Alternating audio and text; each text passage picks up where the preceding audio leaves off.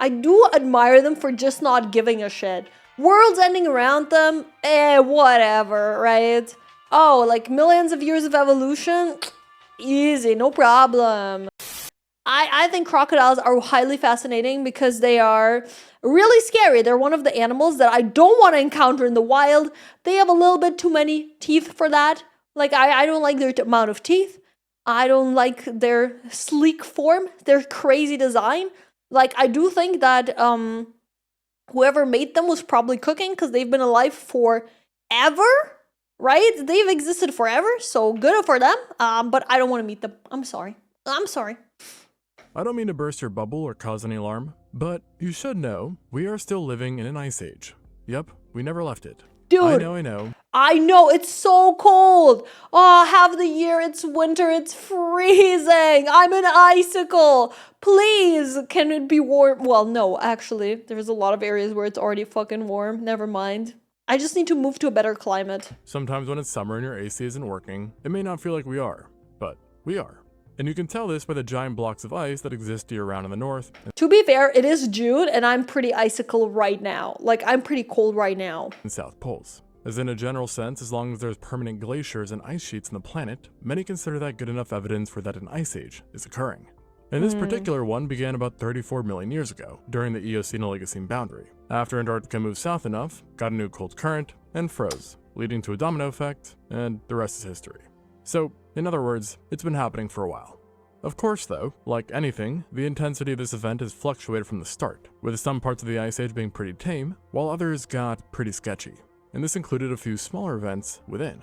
Dude, this is how I feel when it starts snowing in the winter. This is for real me.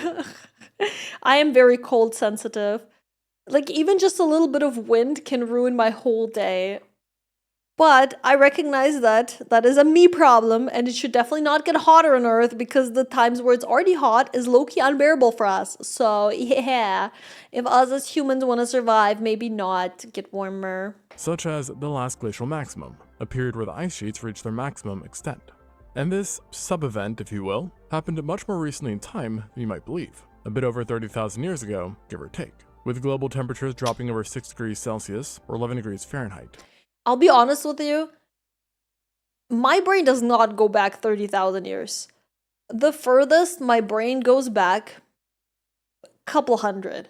Honestly, like, maybe 1600. It doesn't go back further than that, so I don't know what the fuck was going on 30,000 years ago. I don't think that's very recent, actually. But it is recent, I guess, in the grand scheme of things. And thus leading to an expansion in the ice.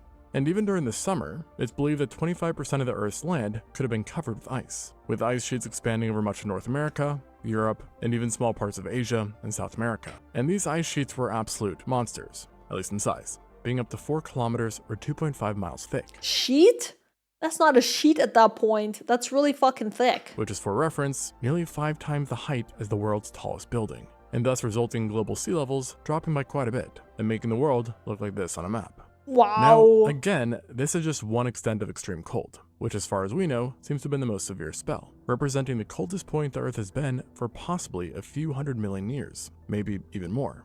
Yet with that said, it does seem that there was multiple similar cold spells sprinkled throughout. And so unsurprisingly, this extreme climate, mixed in with the physical ice sheets, impact on sea levels, and the change of environments, led to many animals perishing directly or indirectly due to the Ice Age. And yeah, okay, fair enough. It is a sheet compared to the other layers of the Earth. In comparison to that, it's super thin. That is true.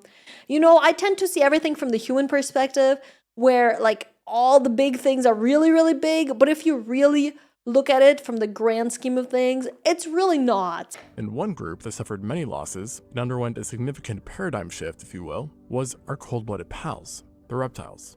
Now, prior to the Ice Age, reptiles have been doing surprisingly well, contrary to what the Cenozoic's nickname, the Age of Mammals, may have you believe. And actually, in various continents and bodies of water, reptilian groups are the top dogs around, not mammals. Not to mention that many were seriously giant, such as the sea serpents, terrestrial snakes, land crocs, cephalids, and the list goes on. And their size was partly thanks to the warmer temperatures seen in the early Cenozoic.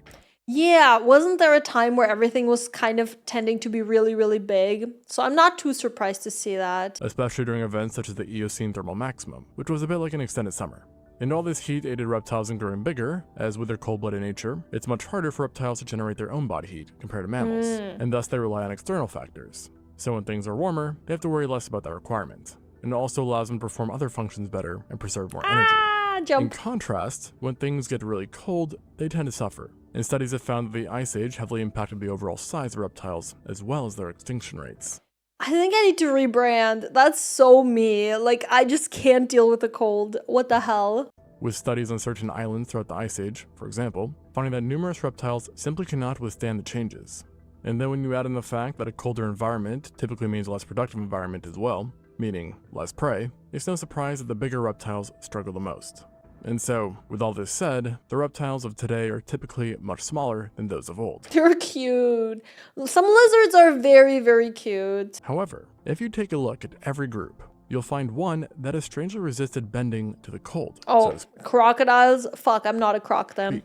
And are a pretty unlikely survivor of the Ice Age, as they are known to love heat, and are still absolutely massive, occupying 8 of the top 10 spots for the largest reptiles on Earth from a weight standpoint. Wow. And the largest of them is literally 10 times bigger than the largest snake. And of course, I'm talking about crocodiles, or rather, crocodilians. Yeah, these carnivorous reptilians are among what I think to be the strangest survivors of the Ice Age. I mean, we lost things like saber-toothed cats, various elephantids, etc., etc. But crocodiles? Nah, they made it out. These chillin', look. Oh, sorry. I don't want to assume their gender. They're chillin'! Look at it! And this does lead to a rather interesting question of how did crocodilians of all things actually survive the Ice Age? And as it so turns out, it wasn't just one thing that saved them, but a few, with the only true single statement being that they are simply built different. They are truly wonders of evolution, and you have to remember that modern crocodilians, i.e. members of the order Crocodilia, had already survived some pretty messed up stuff prior, such as the KT extinction event, which, as you may know, killed all the non-avian dinosaurs, yet the crocs somehow brushed it off, and are among Earth's largest survivors. I do admire them for just not giving a shit. Worlds ending around them, whatever, right? Oh, like millions of years of evolution? Easy, no problem. How do they do that? Again, I feel weak in comparison to the strong crocodilians with their many teeth. Despite the fact that the planet got a bit chilly afterwards back then as well. You know, with all that ash and dust blocking out the sun. So basically, these guys have survived asteroids, mass extinctions, ice ages, you name it. And yet they're still here. Like, genuinely, crocodilians have outlasted almost everything the world has thrown at them, but somehow I can't outlast my procrastination when it comes to booking a checkup. And I know I'm definitely not the only one. And so instead what ends up happening is researching things yourself, which slowly leads to convincing yourself that you have something that should have gone extinct millions of years ago. You care about your health. I think this is the sponsor for that doctor appointment thing, but it's literally only for Americans, I'm pretty sure. ZogDoc. Yeah, this is an American thing. I'm gonna skip through this, but if you're an American and you need to make like a doctor's appointment, apparently ZogDoc is the hot new thing. So if you want to check out his code, let me see if there's a code. And you're booked. And apply and instantly book. There you go. ZogDoc, ExtinctZoo, if anyone wants to check it out and book their appointment. Wait, you just call your doctor? What, are you not Gen Z?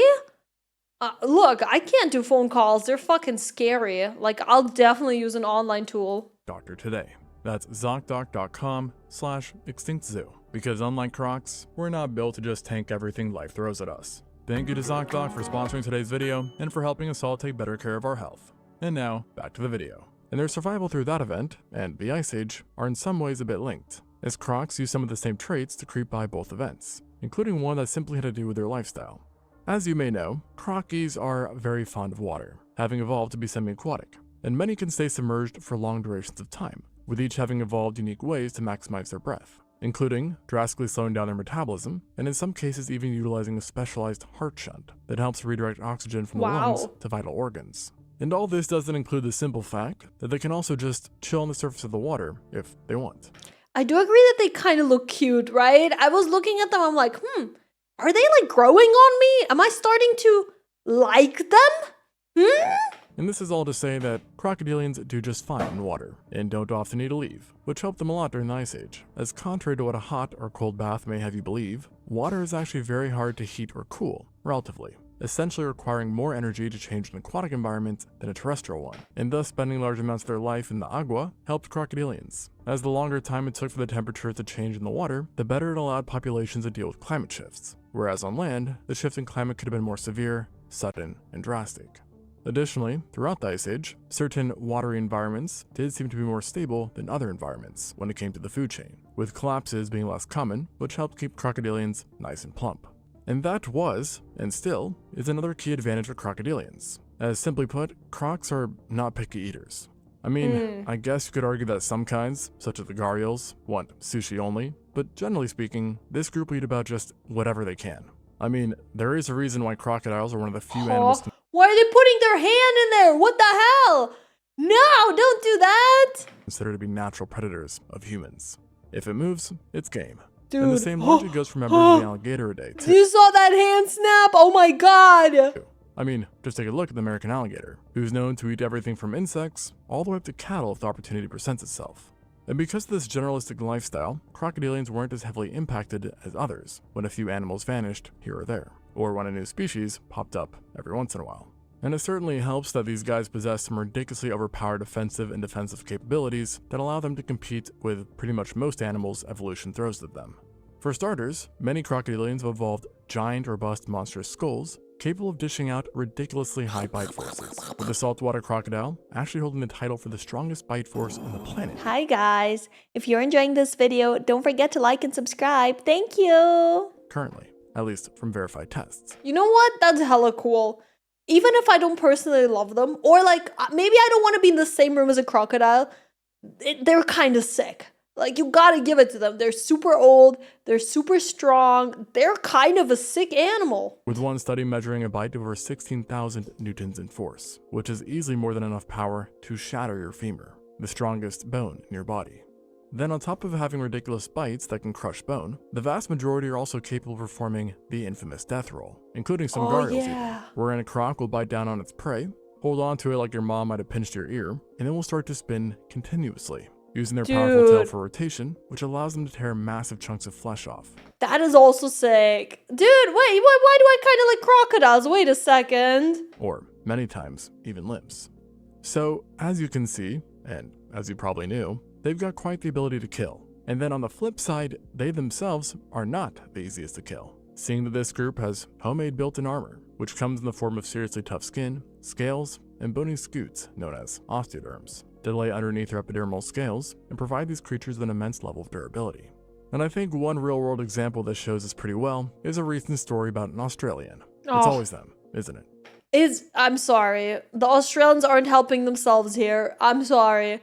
It indeed always seems to be the Australians. And one day, said Australian was nicked by a croc while walking near the water. Lucky for him though, he had a knife, which he used to stab the crocodile repeatedly in the head. And while the croc did let go, it was perfectly fine, minus a few superficial scrapes in the blade, which mind you, was on the larger size, not a butter knife. And this level of defense and offense has made these guys nigh untouchable and ridiculously hard to get rid of. A benefit, dude, the fact that they're like trying to attack hippos. Aren't hippos one of the most dangerous fucking animals? To have wherever, whenever, and especially during a time of heightened hardship and faunal turnover is high. But with this said, one of the biggest reasons why crocodilians made it out of the Ice Age actually has nothing to do with their physical features, rather just simple geography, as for the most part, they simply stayed away from where the ice was. To be a bit more specific, while movies and documentaries may have you believe the Earth was a giant snow globe during the last glacial maximum, it wasn't. Some areas didn't even have ice or snow, with warm and tropical areas still existing, albeit these regions were a bit more limited than presently, with these two maps showing the difference between now and the last glacial maximum. And as you can see, while yes there was much more ice prior, hotspots definitely remained. And if you take a look at where crocodilians are found today, you can see that their global range aligns pretty well with where the ice was absent thousands of years ago. However, this isn't to say that all of them got off scot-free, seeing that during warmer interval periods, some species, such as the American alligator, were known to live closer to the poles than they do now. And when things started to get a bit too cold, they did see a reduction in their range, and a drop in overall population. But with this said, don't let this take away from the impressiveness of the situation, as again, all places did see drops in temperature, tropics included, and multiple kinds of crocodilians did in fact experience and survive at least temporary freezing conditions that would likely kill most other large reptiles. Yet crocs have some pretty nifty tricks up Huh? their sleeves, or scales. No, there's just snow on them? Why does that make them even more cute? God damn it.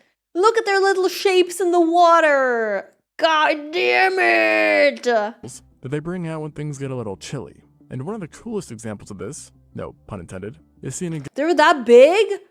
Dude, what the fuck? again in the American alligator, which has developed a pretty nifty ability known as brumation.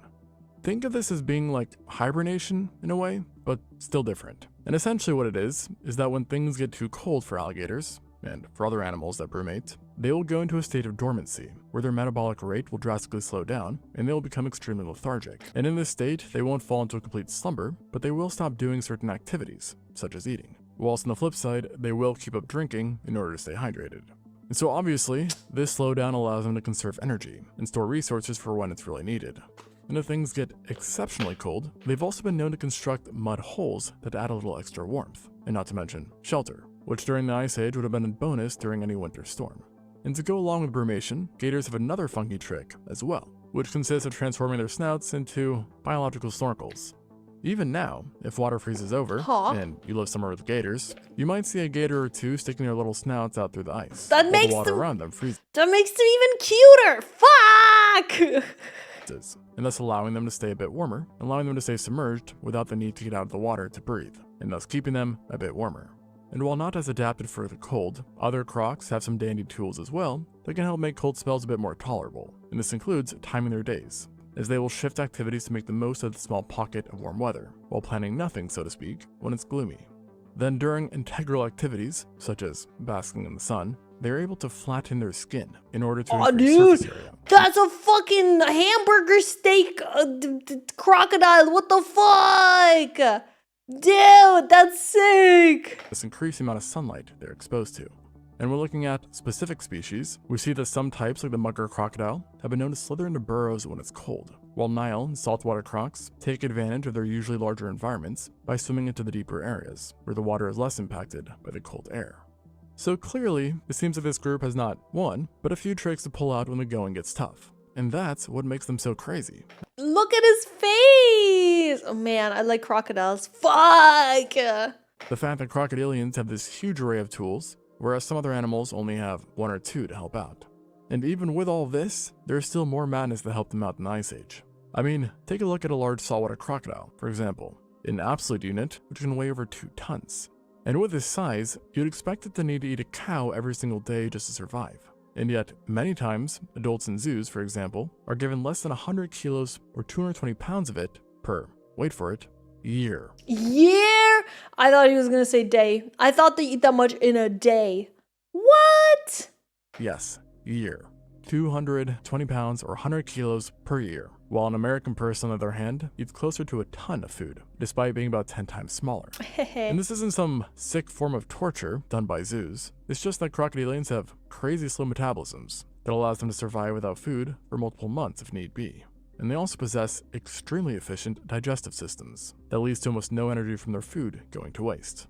And as a result, during an ice age, when the mere thought of hunting in the cold sounds horrible, crocs can just give a sigh of relief and stay in the nice warmth, thanks again to their metabolisms, which allow for some much needed flexibility. Well, no wonder they've been living for that long. That's absolutely crazy. And to make the situation even better, when they do eat, they can still eat a poop load if they need to. So unlike a human that may be starving, finds a giant carcass and then can only eat some of it, a croc can eat huge portions, with some species being capable of devouring half their body weight in one go, which is, for reference, like an American eating 14 full-sized chickens in one sitting. So yeah, a lot of food. And then, to really seal the package with their already energy-saving kit, crocodilians mainly kill in a fashion that's not very taxing.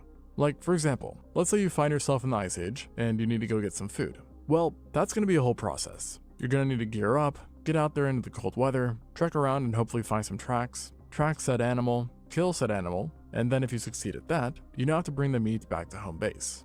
So kind of a involved process. Whereas in the crocodilians' case, the food just usually comes straight to them, like Uber Eats. As again, they live in the water, and all animals got a drink, allowing them to utilize ambushes where only a quick burst of power is needed, not much more.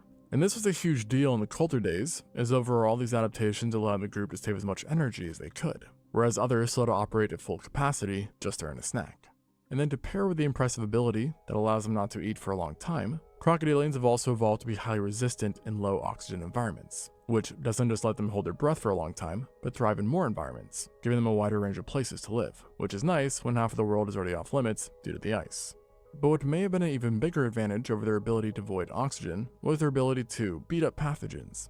And what I mean by this is that crocodilians are not only resistant when it comes to taking damage and being messed up, but they're also highly durable from an immune system perspective, with their innate and adaptive systems being much stronger than what's typically seen in mammals, Damn. for example. And this is partially thanks to their blood, which contains very high concentrations of multiple antimicrobial peptides. I think at this point, it's like, is this still fair? I don't think that's fair anymore. I think evolution cooked way too hard on this one. They've survived for a long time. They have all these fucking perks. They skilled into like all the skill trees. They're so high level. I think us humans should get another skill.